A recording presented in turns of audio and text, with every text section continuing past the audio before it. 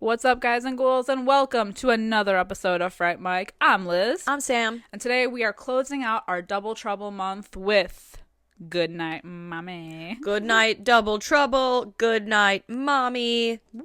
Good night, America. Yeah. Or everyone. Good night, the world. Good night, this theme. Thank God. No, it's okay. This is a good month. This we has had been some a bangers. great month. Yeah. We've had some really good bangers, some good times, and this one was a good time too. Yeah. You know, I enjoy it. We are talking about the original, though, Yeah, from 2014. I should have specified 2014, which is crazy that it came out in 2014 because for some reason I thought it came out like way later, not later, earlier. Yeah. Because they remade this movie in 2022? Something like that. Yeah, more recently. So I thought more time had passed in between the remake and this one coming out. It's so crazy. But not, I guess. Yeah, it's so crazy because Goodnight Mommy is a movie that, like, it's not that it lives rent-free in my head, but it's one that, like, has stuck with me. Mm-hmm. And it does feel like it's been a part of my psyche for a lot longer than, like, 2014. Yeah. Like, I felt like I watched it as, like, a teenager. Yeah, that's not as a 24-year-old lady. Yeah, I think what this has is, like, when Funny Games came out, because then they redid that one. And I don't think a lot of time had passed between those two either. I don't think so. But that was like same. So yeah, same director. Did both. Same director, same script, same shots. Like yeah. Whereas like the new Goodnight Mommy, also coincidentally starring Naomi Watts. Mm-hmm. I have not seen. I haven't seen it either. I will not see. So I cannot confirm if it's like a Funny Game situation. I don't think so. I don't know. Let me look it up. Yeah, I don't know. I don't even know like what people thought about it. I remember when they announced it, and I was like, "Oh, they're remaking it." But yeah, like, oh, why? I think like that's the whole thing is the twist in this is iconic, and I don't know how you could replicate that again unless you're putting like a whole different twist on it. Right. So strange. There's that. And I will say, I think that this movie definitely took its twists from other movies. Yeah, that we recently covered, like last week. But you know, it's fine. It's still good. It is not the same director or writer. Okay, so it's not totally a Funny Game situation. It's just an unfortunate. I'm curious what the ending is. Can I just watch the ending? Yeah. You know what? Fuck it. Maybe I will watch. Maybe we will watch it for shits and gigs just to see. Yeah, maybe. Yeah, but maybe it's so hard to compete with this because this is so great. Yeah, because you're kind of like trying to figure out what's going on. There's like a couple things going on, and you're like, all right, yeah, what's really going on though? And it's like it's one of those movies again, like A Tale of Two Sisters, or you know, like anything with like a twist to the twin game or whatever. Really, like any movie with a twist, like a Shutter Island, a Fight Club. Once you know what the tea is, rewatching it, it's like. Oh, yeah, okay. You pick up on all the hints along the way. Yeah. And that's what I love about this movie too, is like I've seen this movie a good handful of times, and every time I watch it I'm always like, ooh, I hate it. I know, because I hate it. I think I watched this movie for the first time maybe in like 2020. Okay. So this is only like my second time watching it, and I'm glad that like some time has passed in between viewings because I was able to pick up on a little bit more, and I kind of forgot about certain things, or like I just like I remembered, but once they came up again I was like, oh yeah. Right. Well, it's like when I sat down to rewatch it for the podcast, I remember the last time I had watched it, it was like maybe like a year or two ago. I had thrown it on randomly one night, and Luke had come home, my husband, and he's like, what are you watching? I'm like, oh, Goodnight Mommy. And he's like, why? I'm like, why not? First of all, why not? Yeah. And I was like, have you seen it? And he was like, I've seen bits and pieces. And so then when I was rewatching it, because he watched pretty much like the back half of the movie with me a couple years ago, and so then when I rewatched it, he came in like more towards the beginning this time, and he's like, is this Goodnight Mommy? And I was like, yeah, I have to, I'm watching it for the podcast. So then he watched more of it with me, and I said, do you remember this movie? And he's like, kind of. Yeah. So it was fun to like see him rediscover it and like watch if he remembered things. It was fun. Yeah, I think this movie definitely is better when you like watch it and then wait a couple of years and watch it again. Yeah. For sure, because like once you know the twist, then it's like, yeah, like I think watching it for the first time is special in that way. But then, like you said, you can go back and revisit and pick out some more things. It's movies like this where I always feel like definitely the first time is special because you have no idea what to expect. Yeah. And then I feel like the second time you watch it is just as special because you're viewing it almost with new eyes because you're like, I know what's coming, but you're picking up on all the things you didn't before. Yeah. So it's almost like you're watching like two movies, because watching Shutter Island for the first time is so different from watching Shutter Island the second time when you're like, okay. I think the first time I saw Shutter Island, I was like blown away because I'm like, oh my God, the ending. And then now when I watch it, I'm like, this is just so sad. I know. Like when we covered it, was that last year we covered it, I believe? Was it only last year? I think it was last year. Okay. Maybe 2 years ago. I'm not exactly sure. When I rewatched it for that episode, and obviously I was looking at it more like critically, I was just like, wow, this is like really sad. Yeah. I'm like, I don't know. I mean, I knew it was gonna happen, but you have like different emotions every time you watch something, and it makes it unique. Yeah. Every time, every viewing is different. I talk about that with like books and like one specifically too, because I feel like the more like when you revisit something or when you watch something, it almost is like, what headspace were you in? Where were you at in your life and whatever? And like the perfect example is To Kill a Mockingbird, because the first time I read it, I was in junior high. And like as a kid in junior high, you're like, this sucks. Or, at least I did. I was like, this is boring, whatever, who cares? Yeah. I was reading like Goosebumps, like, okay, whatever. Like you have to read it, so it makes it like less. 100%. I was like, the only book that I had read in school at that point that I liked was And Then There Were None, because it was a murder mystery. Oh yeah, still a great book, right? So it's like To Kill a Mockingbird. I'm like, whatever. And then for some reason, because I think we read it in 7th grade, and then I had to read it again my sophomore year of high school, and I was like, this book. But my sophomore year of high school, it's like you're a little bit older, whatever. And I was like, oh, I don't remember this book being this good. Like, this is better than I remember it. And then I had to read it a third time in my life for school, but I was in college. It was for like a, like a literature 102 or whatever. And I was like, oh, this book again. All right, round 3, let's go. And I felt so much of like To Kill a Mockingbird. I thought it was like such a brilliant book, and I was like, it's so crazy how like at 3 different points in my life I had to read it, and I had a different reaction to it every single time. Yeah, it's crazy. Well, yeah, because your brain changes. Yeah, your life experience. Yeah, life experiences change, exactly, and it means more. Like, I feel like everything means more the older you get, anyway. Yeah. So. Absolutely. It's fun. And what's interesting about this movie, well, I guess let's do the scores first, and then we'll drop in. 6.7 out of 10 on IMDb. A crisp 85% on Rotten Tomato. All right. What's interesting about this movie is that it's one of those movies where we're just kind of like dropped into their life with no context. Yeah. Really, yet in the beginning.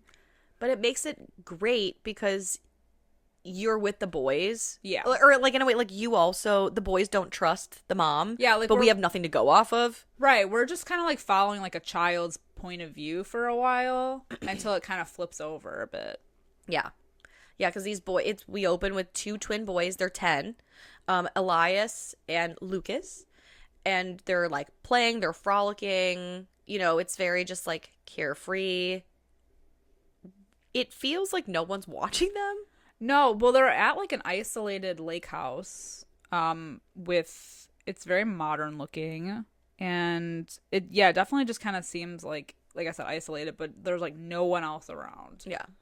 So you're kind of like, all right, is this like a summer home, whatever? And there's not like a lot of dialogue really in the beginning. Right. At least that like really matters.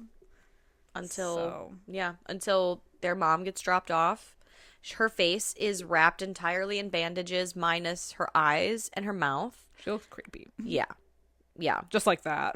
Yep. It's a great image. There's so many like great images in this movie, and so you can't really see what she looks like. You can't really tell. And the boys kind of have like a weird reaction to her, and she has a weird reaction to like it feels very like standoffish. And it gets even weirder when the mom sets all these rules. Yeah. To where she's like, the curtains have to be drawn all the time. You can't get too rowdy. You can't get too loud. You can't bring anything from outside. I feel like inside. This is just like typical like boomer parents. Yeah, totally. Like go out before when the sun goes up or whatever, and come home when the street lights turn yes on. I don't want to see you. I don't want to hear you. Exactly. It's not even like seen and not heard. It's like don't be seen, don't be heard. Yeah. She's like, I need to rest and you need to leave me alone. Yep. And what's interesting is that she doesn't really acknowledge one of the boys. It's like there's definitely you feel like there's a rift somewhere and something happened, but we don't know what. Again, no context. Like she is always doing stuff for Elias and never really acknowledges Lucas.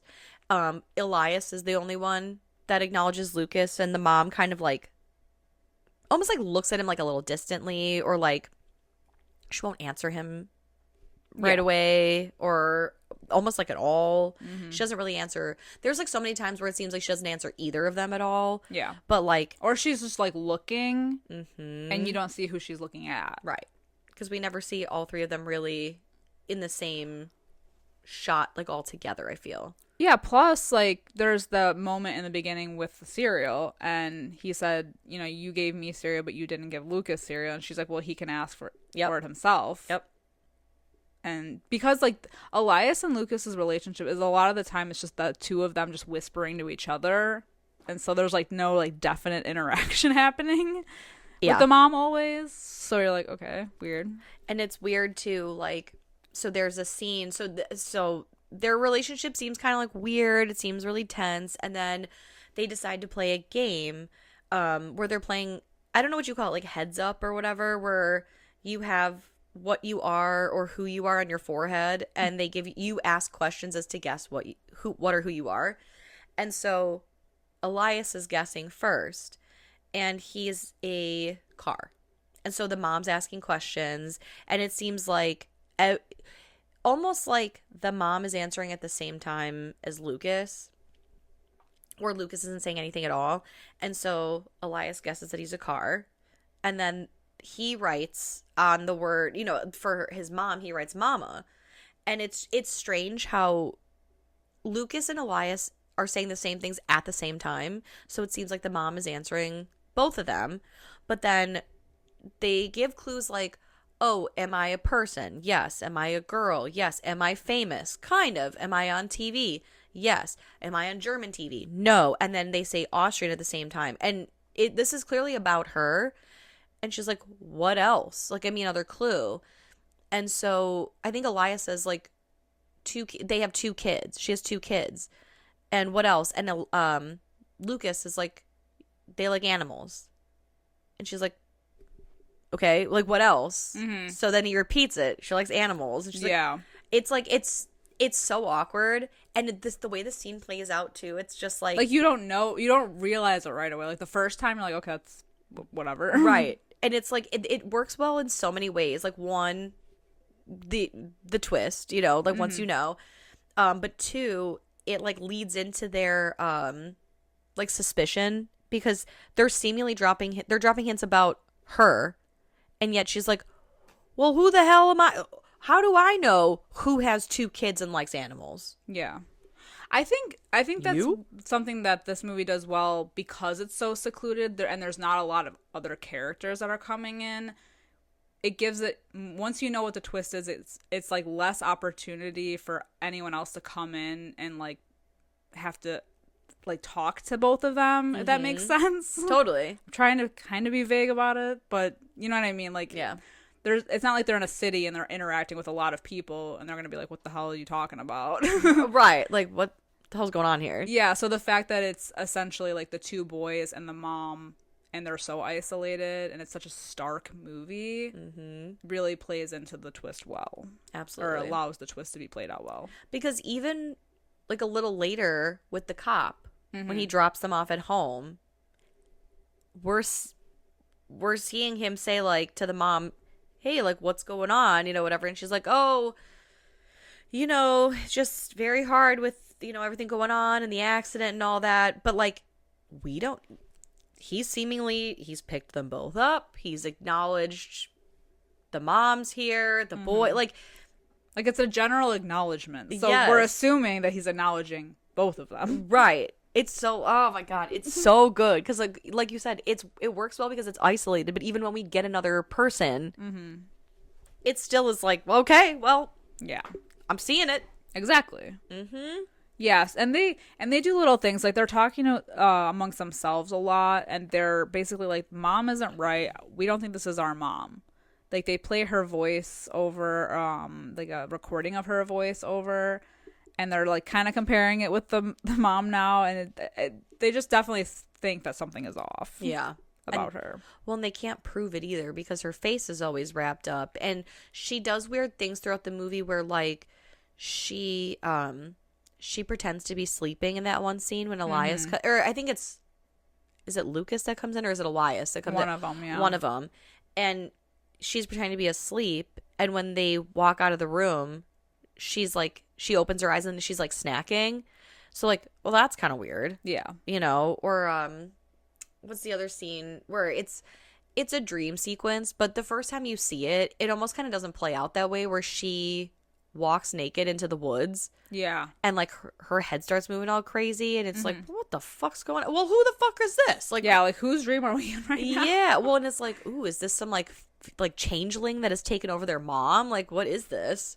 Well, yeah, because then it plays into that idea. Like, okay, now we're back to following their point of view, where we're like, there is something not right about this mom, and there's no way that they can prove it yet because her face is all bandaged up. So, like, okay.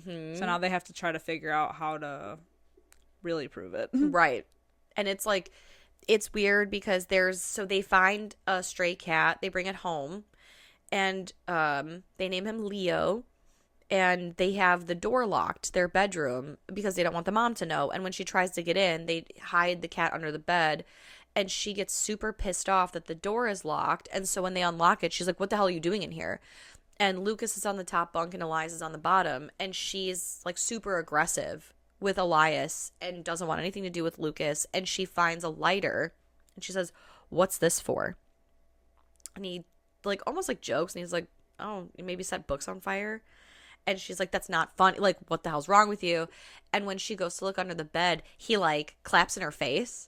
And she gets super aggressive with him. Yeah. And it's like, Lucas is almost deemed as, like, the docile, so, you know, or, like, the more timid twin. Yeah. Because he keeps telling her to stop and she won't listen. And so, like, the mom is super aggressive. And they keep talking about, like, oh, she never would do that. Like, it's like, unlike so weird. her. Yeah.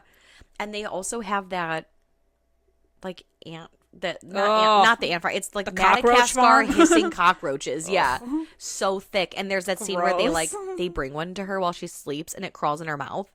Yeah, like, was that a dream? Yeah. I mean, obviously, I assume so. Yeah, but, like, ugh. I know, it's so fucking, like, unsettling. Enjoy the podcast, like what you hear, and you want to hear more? Well, you're in luck. We have a Patreon. That's right. If you don't know, we talk about new movies on our Patreon. We do monthly rewinds, so that way you can find out what we are watching between our main episodes. Sometimes we craft spooky cocktails to match our theme of the month, and watch parties galore. So much fun over there. Head over to patreon.com/Fright Mic podcast to check that out. Again, if you want to hang out with us a little bit more, then support us over on patreon.com/Fright Mic podcast. And we'll love you forever. Okay, bye. Yeah, like, the dream sequences are kind of weird. Like, I don't know what we're supposed to get out of those, I guess. Like, is it the mom's dream? Well, or the boys? I think it's their perception of her, because, like, they're paranoid of her. So I think because we are kind of in their point of view, it's like, you know, of course, like, with the delusion of, you know, whatever. And so, like, when they are doing these things, like when they feed her the bug and she seemingly eats it, I think it's like oh, you see, she's clearly like not reacting to it. She's not human. It's not her, yeah. Right. Like it's like a child's perspective of like a monster, I guess, too. Yeah, well, exactly. Yeah.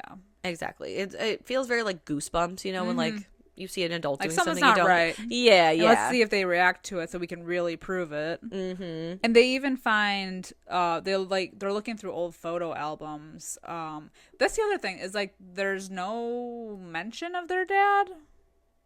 I don't believe in the beginning, especially. Like there's like a brief mention of the dad when she says something when she's like talking to them and she's like, I don't give a shit like what your dad thinks or whatever, but it's like a very brief mention. Yeah, he's not in the movie. So I don't even think we see a picture of him. Yeah, because when they look through the photo album of like their wedding, she took all the photos out. And they do find another photo of the mom and another woman who looks just like her. So they do some comparing because they think like maybe something happened. And this is one of the only things that I'm like, I can't quite figure out what's going on because to me, I feel like it's obvious that she had a twin. Because she's got twin boys, so clearly like twins like must run in the family or whatever. Yeah. But she never acknowledges that she had a twin. She just says like, "Oh, it was a friend of mine and we used to dress alike." Mm-hmm. But like I don't know if she's not saying that she had a twin to like not trigger something. Maybe because of the accident. I don't know. Or if it really was just like a friend that looked similar. I don't know. Yeah, I don't know. I feel like she's very elusive sometimes. Yeah. When she wants to be. Mm-hmm. Oh my god. So they end up planting that radio under her bed. So they can kind of spy on her. Because now they're like really up to some antics. Totally. They're like, yeah, we're gonna out this bitch. And the antics are up to and including they find the cat dead in the basement. And it's like, I mean, there's no explanation as to how it died, why it died. But they're like, it was her. It was that woman that's pretending to be our mom. You know what we should do? We should show her that we know what's up. So they empty the hissing cockroaches into a jar and fill the fish tank or the terrarium, whatever it is, with flammable liquids and put the cat's body in there in the middle of the living room. It's for her to find. Yeah. Because at this point, I feel like they're just fucking with her. Totally. They're trying to get a rise out of her so that she can reveal herself to them. Yep. And like they're both hiding behind a curtain, but really we can only ever see one of them peeking out. Yeah, because when she finds it, she grabs Elias and she's freaking out on him. Yep. And they're both screaming like, we want our mom back. And she's like, I am your mother. And she makes him say it like over and over again. Well, and she takes him into their room and locks him in. And Lucas is banging on the door like, please stop. And we can hear her, like you said, like, say that I'm your mom. Say it 10 times. Mm-hmm. And then later we see that she had recorded him saying something about Lucas, about the brother. And it's like, it's so upsetting that like she clearly is like well, not clearly, but she's abusing him. Mm-hmm. And when she opens the door, Lucas goes running in and she says seemingly to both of them, like, stay in your room.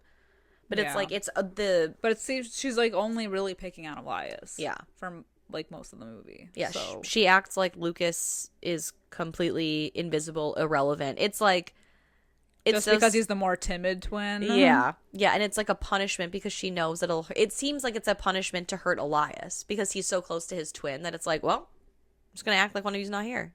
And Lucas is so timid. Mm-hmm. What's he going to do? Yeah.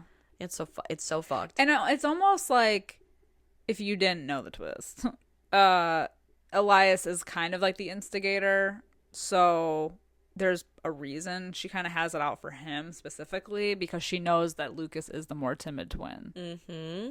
And he's kind of just following the leader. Right, exactly. It's like in A Tale of Two Sisters when we have Sumi and Su-Yen. And Su-Yen is definitely the more timid. So Sumi is always taking up for her. Exactly. Mm-hmm. And after the cat situation, basically the mom says, after she like beats him and whatever, she says, don't talk to Lucas, Don't mention Lucas. From now on, I will only put out one set of clothes. I will only be making one set of food. Act like he doesn't exist. And then she makes that phone call where she says to somebody on the other line that she doesn't want to acknowledge this anymore, that she wants to just like have it be known, like the truth be known. Yep, and they're eavesdropping, and she knows that they're eavesdropping, so she comes to check on them, and they're back to their chores. But then soon after that, the mom gets the bandages off, and she's like, "Do you see now? Like, what do you think? Like, it's me." And they still are looking at her like, Nope. Uh-huh. Yeah. So you say. And she gives Elias, or she gives the twins, I should say. She hands Elias a boomerang and she gives it to them as a gift. And she's like, "What do you think?" And they're like, "Can we play with it outside?" So they go running off for like hours, right? So the town. to the town where a man ends up bringing them back. And she's like worried, sick, and it's raining.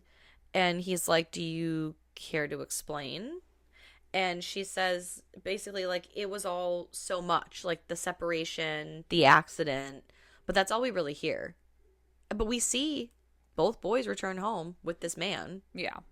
So at least they're safe. And then and then it's like, this is like the level of like research that they do is so crazy. Like, it reminds me of like the internet sleuths that are like, I could find anybody from any clip of any video, and then like if you zoom in on the background, yeah, for like 10-year-old boys, I know because the mom wakes up the next morning and she's tied to the bed. Yeah, damn, and she's like, "What the is going on here?" And now like knowing what we know, because she has been unmasked, unbandaged, and we know that it's her. So now it's like we're by her point of view being strapped to the bed, and now we're like, well, what are these crazy kids? Like, the kids are crazy then. Right. Like, what? There's something wrong with the children. Yeah, exactly. So now it's kind of flipped a little bit in the last act. And they keep asking like, "Where's our mom? Where's our mom?" And she's like, I am your mom." Mm-hmm. And they're like, "No, you're not, because our mom has brown eyes, Mm-hmm. but you have blue eyes." And she's like, "They're contacts." And the little mole that she has on her face was not there, or is not there now. Mm-hmm. And she said that during the procedure they had to remove it. And she's been drawing it on, and they don't even realize that it's not real until they splash the water on her face because she's not complying, and it starts to run. Mm-hmm. And they never find the contacts, by the way. So it's like, it's still riding that like, well, is she or isn't she? Because at one point they even say like, "If you're our mom, show us your birthmark." And she doesn't. Yeah. She doesn't say no, but she just like, he's being a little shit. So that's when she's taking him to the room to like beat him. Mm-hmm. But it's True. like, ugh, like all these things because they watch a video of hers because she was a TV personality or whatever. So there's all these clips of her with brown eyes. And let me tell you, the first time I saw this movie, didn't even register that. The second time I saw this movie, I said, "Oh shit, I forgot about that." This is like my 5th or 6th time seeing this. And I'm like, every time I'm like, huh. Oh yeah. Oh yeah. Shit, you're right. Every time I fucking forget. Yeah. But yeah, they are super suspicious of her. No matter what she does or says, they use a magnifying glass to burn her to try to get her to say. Yeah, they're torturing her. Yeah. And she will not give it up. Nope. They tape her mouth shut, because then eventually there's some people from like the Red Cross that come, and they're trying to get donations from them. So the boys have to try to figure out how to like get rid of them. Well, and these people just barge into their house, by the way. Yeah, I was going to say, like, they just come in. Yeah. Uninvited. And hey, I don't know how the Red Cross works in other countries, but that's real crazy. Yeah, that's breaking and entering. Especially when they're like, "Is your mom home?" And Elias is like, "No." And they're like, "Will she be home?" And they're we'll like, just wait here in your living room. Mind if we just chill? Yeah, get the fuck out. Get out. Until he finds that wad of money, and he's like, "Here you go. She wants you to have all of this. She always donates this much. She's cool with it." Yeah. And they literally leave seconds after she gets that tape free from her mouth, and she's screaming for help, and they don't hear shit. Oh my god. And it comes to the point where the boys end up super gluing her mouth shut. And it gets worse because in the morning, or I guess maybe at some point, they realize that she needs to eat and drink. But they glued her mouth shut. So then they fucking cut it open with like sewing scissors, and they nick her lip. Like, oh, It's just all cut up and bloody. it's a mess. It's horrible. But then this is interesting too, because Elias, who was seemingly the aggressive twin in the beginning, now he's kind of taking a back seat. Yeah, he's faltering. Yeah, where like the mom's like, please untie me. I will do anything. I'll acknowledge Lucas again. I'll do it. I'll make 2 sets of breakfasts. I'll put out 2 sets of clothes. I will acknowledge him again, like whatever. And he almost does it. And then Lucas comes out and is like, what are you doing? Yeah. This is not the plan. And Lucas is even the one who, when Elias is going to look for the contacts, Lucas is like, what are you doing? And he's like, well, I'm looking for the contacts. He's like, you're a pussy. You're backing out. So now who's the evil twin? Yeah. So now what are we to believe? Everything is getting flipped around again. And basically it comes to the point where the mom wets herself. Yeah. And they cut her loose. And so she like makes a run for it, but they got that shit booby trapped. Of course. She falls right into their trap, and it looks so beautiful. Oh, God. The way that she hits her head. The shot is so quick because it's like a quick cut of like her running out the door, a quick cut of a string or something to trip her, and then a quick cut of her falling to like smacking her head on the ground. Oh, oh my God. Oh my God. And then she wakes up glued to the floor. Yeah. Glued to the living room floor. And she's surrounded. Well, she's wet, first of all. Yeah.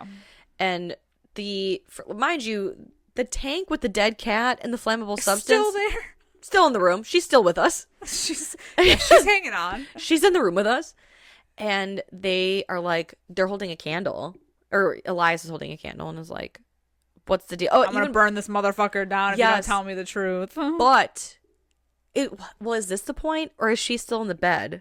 When she's like, I'm sorry. I'm sorry for all that's happened. Lucas is dead. Yeah. Well, there it is. No, she reveals it on the floor. Okay. Yeah, she said, I'm sorry that this has happened, but Lucas died in an accident. It's not Elias's fault. And he says, like, I know you can see him, and I'm gonna burn this whole motherfucker down if you don't tell me what Lucas is doing right now. And because she can't see him anyway, because he's behind her in the curtain, she doesn't answer. It's so fucked. It's so fucked. Because Elias says, like, our mom would know. Mm-hmm. And so he sets it on fire, and she burns alive. Mm-hmm. The whole house goes up because then that tank explodes, full of the flammable liquids. Yep. It's so dark. It's so dark. Well, then there's that like weird shot at the end with the 2 boys walking into the field, into the embrace of their mom. So there's that too. Yeah. But I guess you could just chalk that up to also weird imagery. Well, see, and now that's another thing too, where like I just always like watched the movie, right? And I never really thought too much into this stuff until, sitting down to talk about it for the podcast. And then Luke was like, so did both of the boys die? And I'm like, I don't think so. I think the one boy's delusional. And I'm like, well, the house did kind of like erupt. And we never see anybody like walk out. Yeah. So like, maybe? But I don't know. Yeah. Like I wouldn't even think. I just assumed because I thought they were standing on the outside of it, but maybe not. Because there's that shot of like the fire. Right. The firefighters coming and trying to put it out. But yeah. I mean, I guess maybe. Yeah. We never really like concretely see them leave the house. And with Elias already being delusional and seeing Lucas. Yeah. I was like, well, it could be that he got out and now he's delusional and he's with his dead mom and dead brother. I said, or it could be that they all died and they're all together as ghosts or something. True. I don't know. It's up for interpretation. Sure.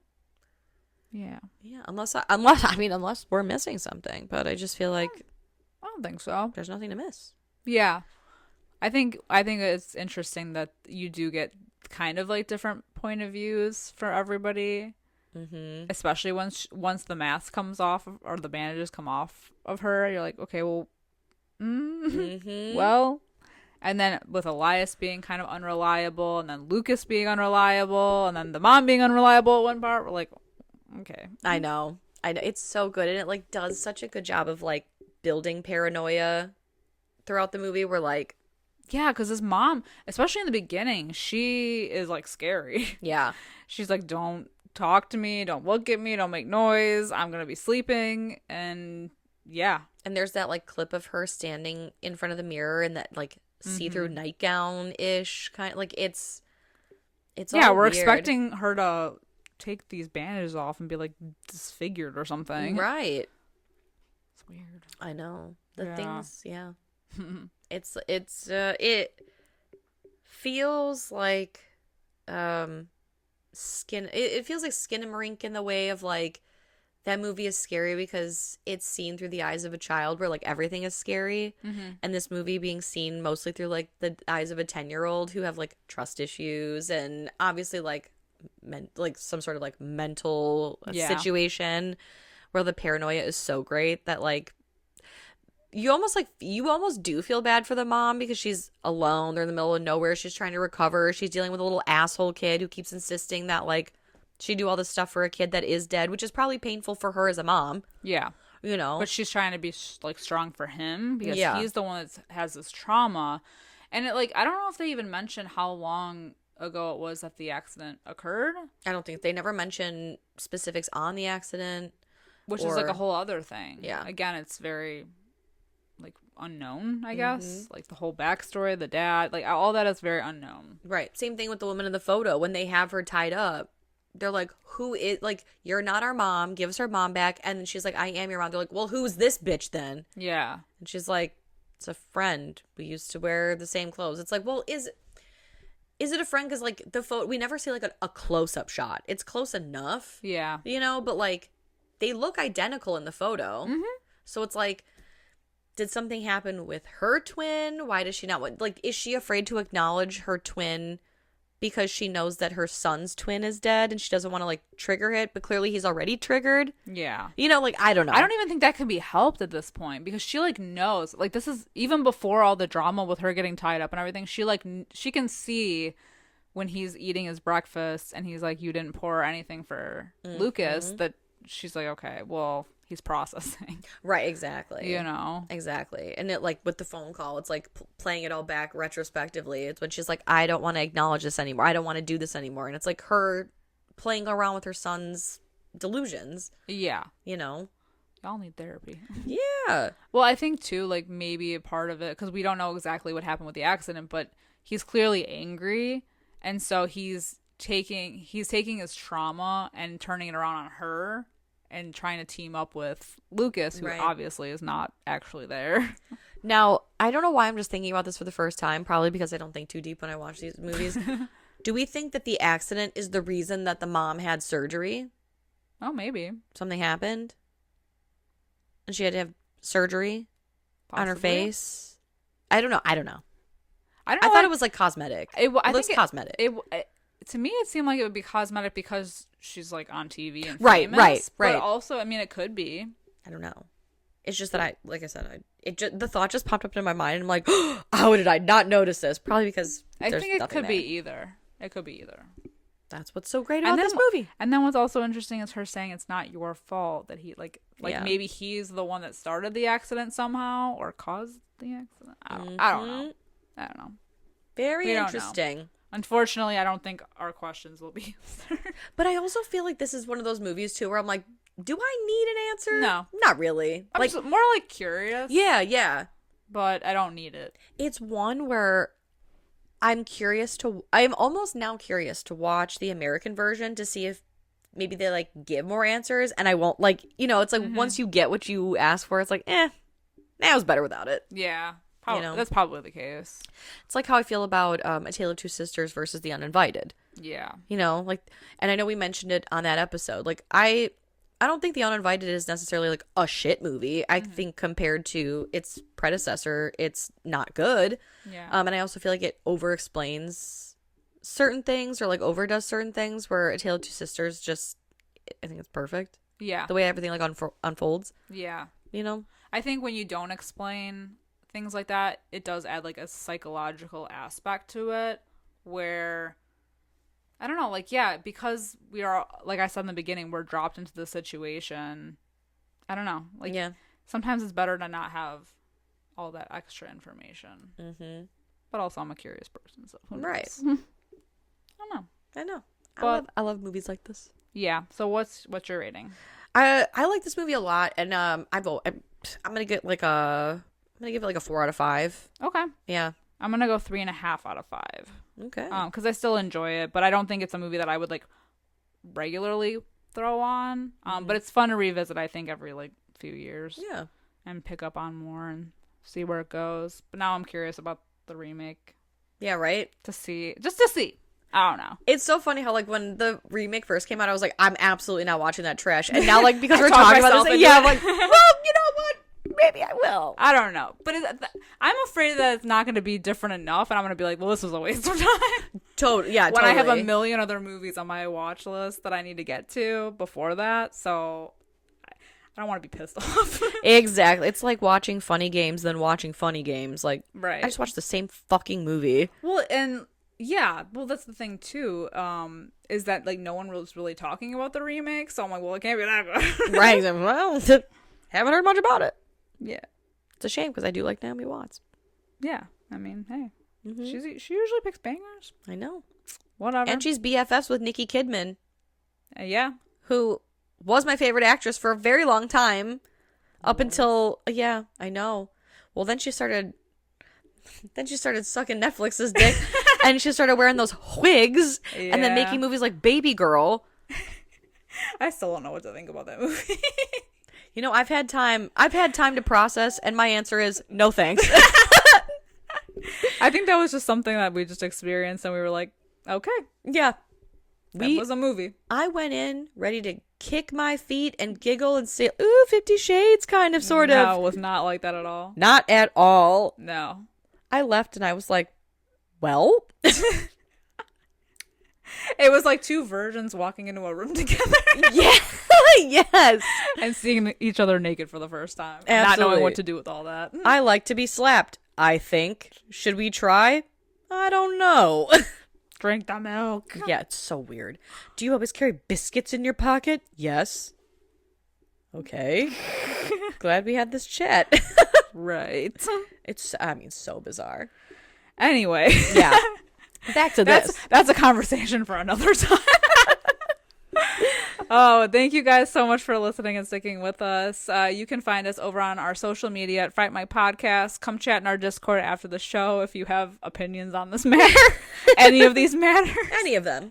And if you feel like it, you're up to it, could you give us a 5-star rating and review wherever you're listening? And we would really appreciate it.